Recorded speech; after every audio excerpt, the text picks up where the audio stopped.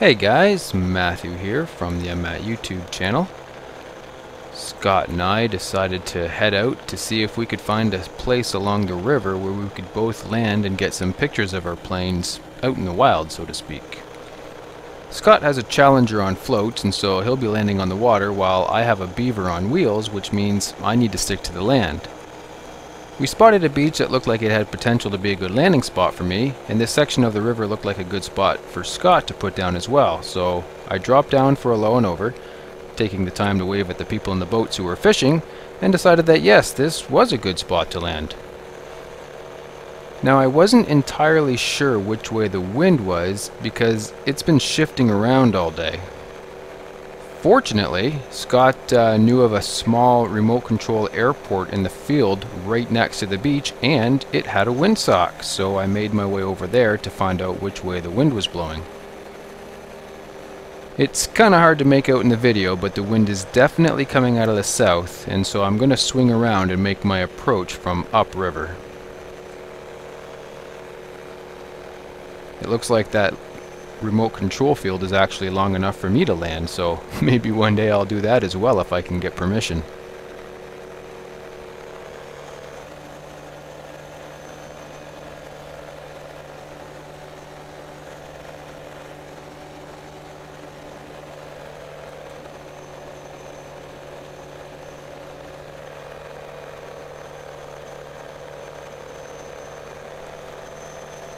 I should mention that the river is actually the border between Maine and New Brunswick, so it's an international border.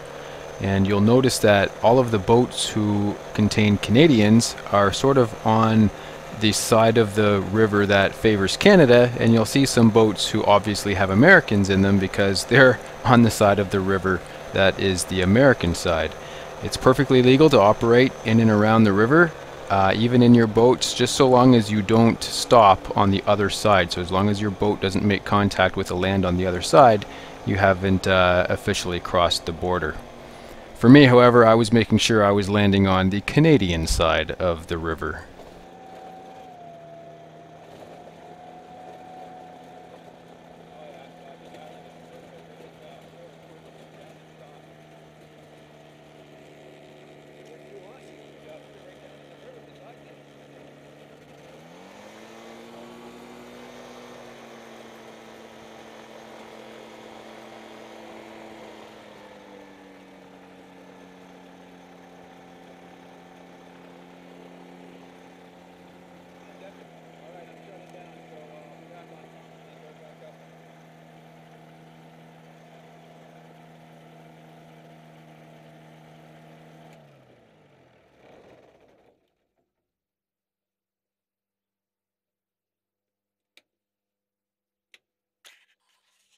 I missed Scott's landing on video, but did snap a few pictures of his plane beached on the shore.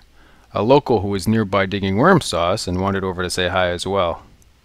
So after a nice break on the beach, we fired the engines back up and took off again. So here comes Scott down the river, and I'm going to turn and follow him just as he starts to go by.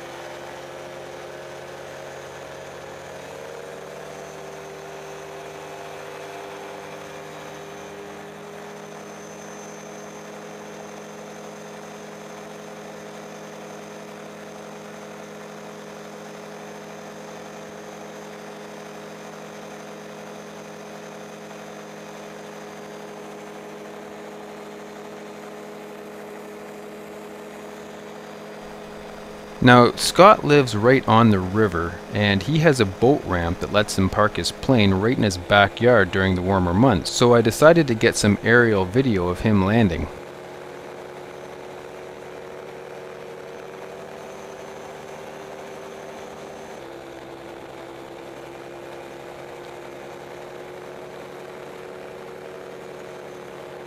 Nice smooth touchdown. Well, that pretty much wraps it up for this flight. Thanks for watching. We'll catch you next time.